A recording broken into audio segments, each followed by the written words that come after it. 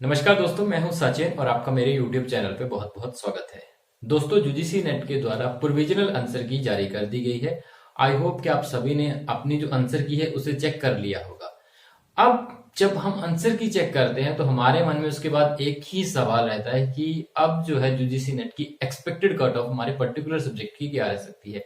क्योंकि most of the student तो ऐसे रहते हैं कि जिनका स्कोर काफी अच्छा रहता है वो तो इतना ज्यादा नहीं सोचते हैं, लेकिन जो स्टूडेंट बिल्कुल पॉइंट पे रहते हैं उनको कहीं ना कहीं डाउट रहता है कि कोई अगर बता दे तो ज्यादा बेटर रहेगा कि इतना कट ऑफ रह सकता है।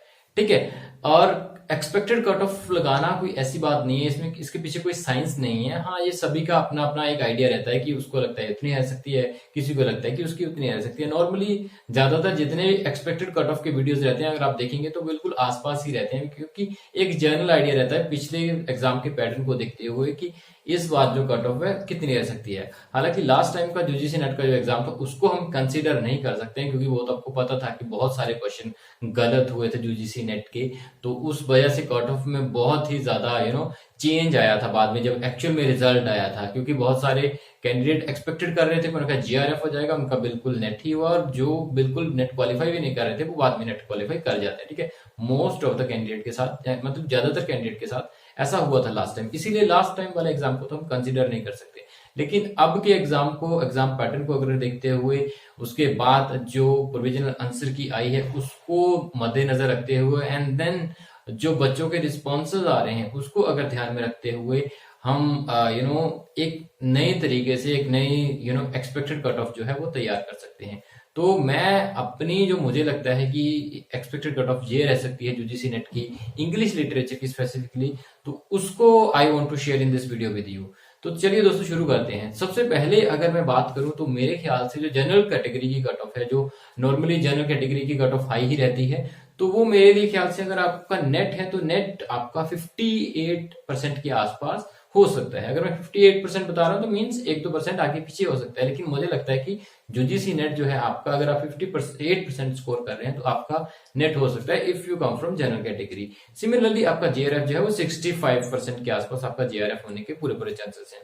कम टू ईडब्ल्यूएस, तो ईडब्ल्यूएस कैटेगरी का ऐसा रहता है कि 1-2% ही पीछे रहती है ये जनरल वालों से। तो इसकी मेरे ख्याल से 55% तक आपका नेट हो सकता है एंड देन 60-62% के आसपास आपका जीआरएफ हो सकता है। अगर आप इसके आसपास स्कोर कर रहे हैं तो फिर समझ लीजिए कि आपका स्कोर हो सकता है, नेट या जीआरएफ हो सकता है। अगर 1-2% आगे पीछे भी है तब भी you can hope for the best. ठीक है, कि मे बी आपका हो जाए क्वालिफाई। ठीक है। उसके बाद यूजीसी नेट ओबीसी कैटेगरी की अगर बात करें तो ओबीसी मेरे ख्याल से 53 के आसपास आपका नेट होने के चांसेस हैं और 58-60% के आसपास आपका जीआरएफ होने के चांसेस हैं। 58% के आसपास आई गेस हो जाना चाहिए आपका जीआरएफ, और 53 के आसपास आपका यूजीसी नेट का नेट हो जाना चाहिए। कमिंग टू SC/ST कैटेगरी, तो देखिए SC/ST कैटेगरी का जो रिजल्ट है वो नॉर्मली सेम ही रहता है, 1-आधे% का पॉइंट में ही फर्क रहता है अगर रहे तो, बाकी ज्यादा से ज्यादा 1% का फर्क रहता है, इससे ज्यादा फर्क SC/ST में नहीं रहता है।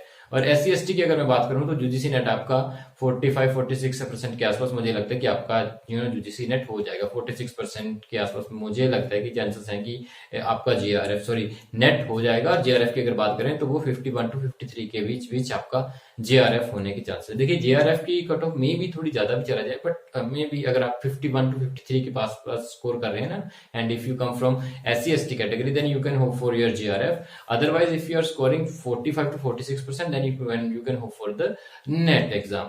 ठीक है दोस्तों, अब ये जो एक्सपेक्टेड कट ऑफ है ये प्रोबेबली बच्चों के स्कोर्स को देखते हुए है, और जो मेरा जनरल आइडिया है मैं लगातार काफी एग्जाम दे रहा हूँ, यूजीसी नेट के बहुत सारे एग्जाम दे भी चुका हूँ, क्वालिफाई भी कर चुका है नंबर ऑफ टाइम्स।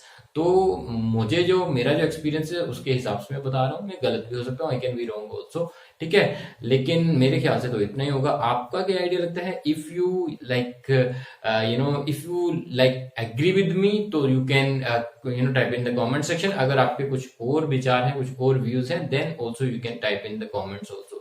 ठीक है, अगर आपको ये वीडियो अच्छी लगी है तो वीडियो को लाइक शेयर और कमेंट कर दीजिएगा, और इंग्लिश लिटरेचर से अगर आप बिलोंग करते हैं then you can subscribe the channel also. नए वीडियो लेके जल्दी आपके सामने हाजिर होंगे, तब तक के लिए thank you very much and have a great day.